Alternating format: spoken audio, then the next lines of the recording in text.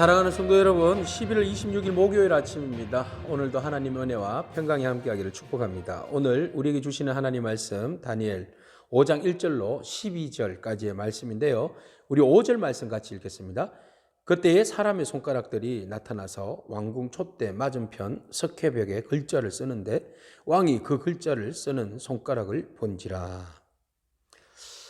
네, 우리 다니엘서를 통하여서 몇 명의 왕들을 만나게 됩니다. 그래서 우리 다니엘 그러면 다니엘이 어떻게 그 신앙을 포로로 끌려갔을 때에 그곳에서 지켰는가, 이런 이야기에 중점적으로 우리가 기억하고 있죠. 그의 친구들도 마찬가지입니다. 그런데 우리가 좀 거시적으로 보면 하나님께서 이방 왕국의 왕들을 어떻게 사랑하시는가, 그들로 하여금 하나님께서 그들의 통치하시는 나라 가운데 어떻게 개입하시는가에 대한 이야기들로 다루어주고 있어요. 그래서 큰 맥락에서 하나님께서 그 제국의 왕들에게 그 교만이 아니라 겸손함으로 나라를 통치하라. 그리고 하나님을 두려워해라. 그러면은 그 나라가 영원할 것이다. 길 것이다. 이런 이제 메시지를 던져주고 있는 겁니다. 그래서 이제 앞부분에서 우리 느부갓네살 이야기를 계속 1, 2, 3, 4장을 통하여서 봤잖아요. 그래서 느부갓네살을 통해서 하나님 끊임없이 말씀하시는 거예요. 꿈으로, 환상으로, 어떤 그 사건으로. 그래서 느부갓네살이 하나님은 살아계시는구나. 또 하나님만이 모든 권세를 가지고 계시는 분이구나, 이런 걸 깨닫는 거 아니겠습니까? 그래서 마지막에 그가 7년 동안 고생하면서 하나님이 어떠한 분임을 깨닫게 됩니다. 자, 그가 이제 오랫동안 통치를 했어요. 그리고 난 다음에 죽고 난 다음에 이제 그 뒤를 이어서 벨사살이라는 자가 이제 왕이 되었습니다. 자, 벨사살이 왕이 되었는데 이 왕은 하나님을 모르는 것 같습니다. 그가 왕이 되었을 때에 이제 세월은 지났어요. 어느 정도 지나서 바벨론이 거의 해가 기우는 그때 시점이라 이렇게 보시면 되겠어요. 그래서 메대와 바사가, 페르시아가 이제 힘을 막 쏟고 있었고 이제 바벨론을 공격하고 있는 그런 상황이었습니다. 자, 그런 가운데 정치적으로나 어떤 그 전략적으로는 힘이 약하니까 그가 사람들에게 향응을 베풉니다. 벨사살이. 그러니까 어떤 전략적이고 정치력이 강하면 그 파워가 있잖아요. 리더십이 있어서 그냥 팍팍팍 밀고 나갈 수 있는데 그게 약하면 돈을 쓰는 거예요. 돈을. 떡값을 주는 거예요. 떡값을 주고 돈을 막 주고, 그래서 그 사람들의 어떤 그 불만 이런 것을 입을 막게 하는 거죠. 그게 이제 그 권력자들이, 가진 자들이 그 밑에 사람들을 다루는 방법이에요. 그래서 지금 나라의 그 국고나 정치적인 모든 상황이 어려운 가운데 있으면서도 향응을 베풀었는데 1000명이에요, 여러분. 1000명을 불렀어요. 1000명을 불러다가 그곳에 많은 그 귀족 1000명이에요. 그리고 모든 왕의 왕후나 후궁 할 것 없이 다 불러다가 잔치를 벌인 겁니다.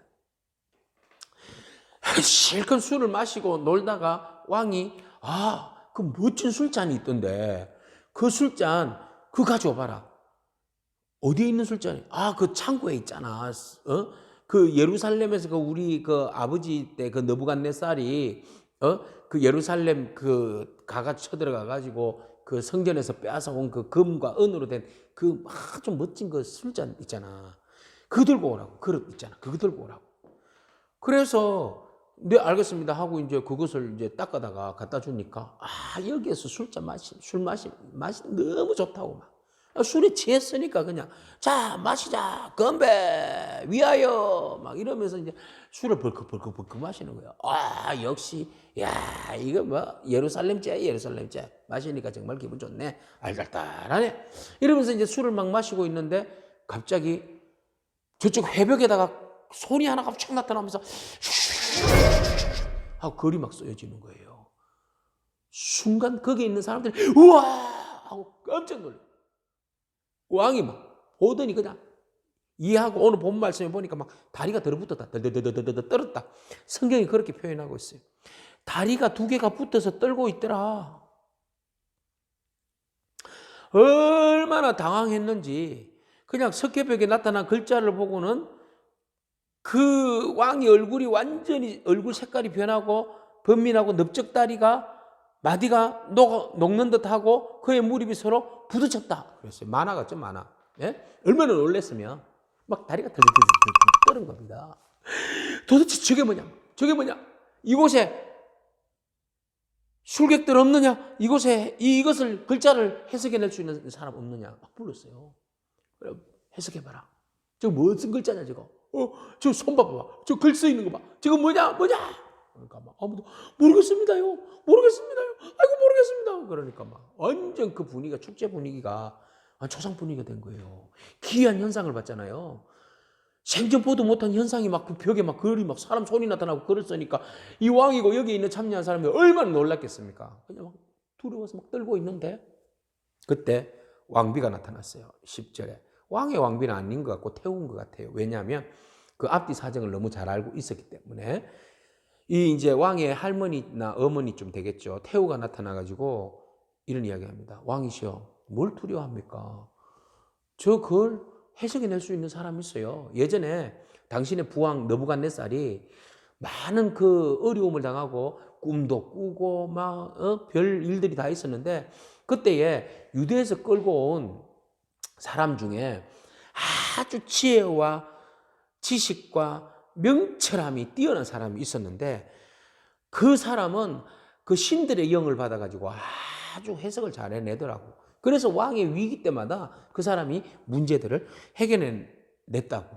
그런 이야기를 한 거예요. 12절 왕이 벨드사살이라 이름하는 이 다니엘은 마음이 민첩하고 지식과 총명이 있어 능히 꿈을 해석하며 엄밀한 말을 밝히며 의문을 풀을 수 있었나이다. 이제 다니엘을 부르소서 그리하시면 그가 그 해석을 알려드리리다 하니라.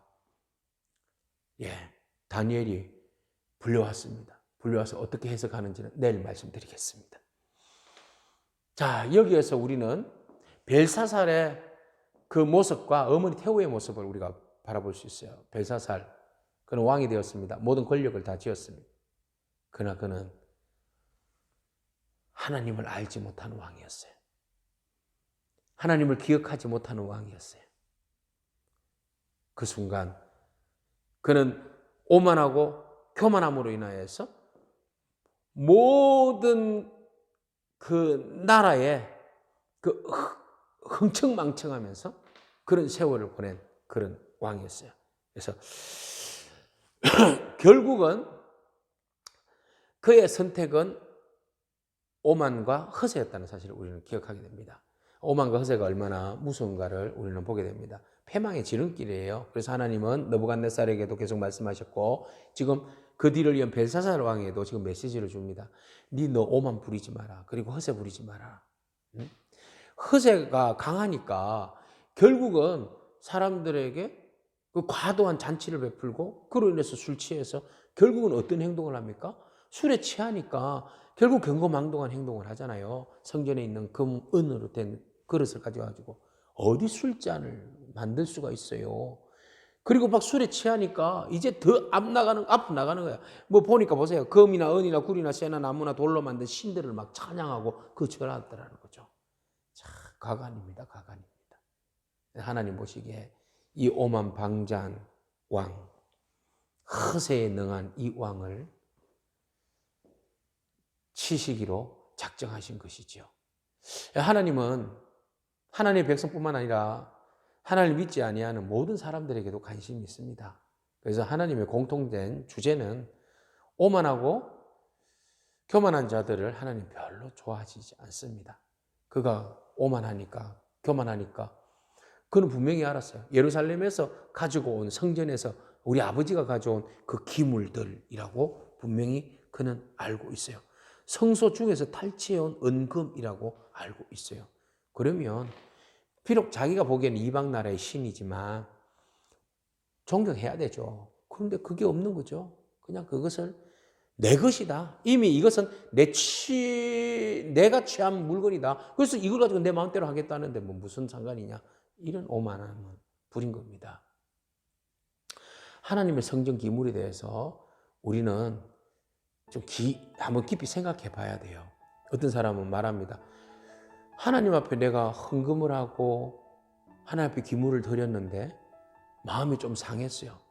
그래서 목사님한테 찾아와가지고 목사님 내 이때까지 헌금한 거 다 돌려주세요. 누구한테 드린 겁니까? 하나님 앞에 드린 겁니다. 하나님 앞에 드린 것을 내가 함부로 기분 나쁘다고 달라고 할 수도 하면 안 된다는 거죠. 또 하나님 앞에 드린 기물은, 헌금은 그 하나님의 교회와 제사장을 위해서 쓰여지게 되어 있습니다. 근데 우리가 냈으니까 우리가 쓰고 싶은 대로 마음껏 쓰자. 그건 안 됩니다. 하나님 앞에 드린 것은 하나님 앞에 드린 것으로 귀하게 드린 선물입니다. 이것을 우리는 기억해야 합니다. 근데 벨사살은 하나님의 기물을 자기 멋대로, 자기 기분 내키는 대로, 자기 향락을 위해서 써버렸어요. 결국은 그렇게 된 사람의 말로가 어떻게 되는지 우리는 보게 됩니다. 그러나 하나님의 것을 소중히 여기시고 하나님께 온전함으로 겸손함으로 나아가는 사람은 하나님은 그들을 축복해 주십니다. 기뻐하십니다. 오늘 그 마음을 가지고 우리가 더욱더 하나님 앞에 경건하고 겸손한 저와 여러분에게 축복합니다. 기도하겠습니다. 하나님, 세상 왕권을 주관하시는 분은 하나님이신 줄로 믿습니다. 하나님, 우리가 술에 취하고 오만에 취하고 금안에 취하여서 우리가 제대로 바라봐야 할 것을 바라보지 못하고 깨달아야 할 것을 깨닫지 못하고 우리에게 있는 것으로 오만하여서 허세를 부리는 그런 어리석은 벨사살과 같은 마음이 우리 가운데 자리 잡고 있지는 않습니까? 하나님의 것을 하나님의 것으로 알고 기이 여길 수 있는 그런 저희들의 삶이 될 수 있도록 축복하여 주시옵소서. 하나님께 올려드리는 것은 하나님께서 영광 받아주시고 우리의 삶을 통하여서 하나님 축복하여 주실 줄로 믿습니다. 벨사살을 우리가 거울 삼아서 더욱더 우리가 하나님의 것을 귀하게 여기고 하나님 앞에 영광 올려드리는 그런 겸손한 그리스도인이 되게 하여 주옵소서. 예수님에게 하신 이름으로 축복하고 기도합나이다. 아멘. 오늘도 겸손함으로 승리하기를 축복합니다. 아멘.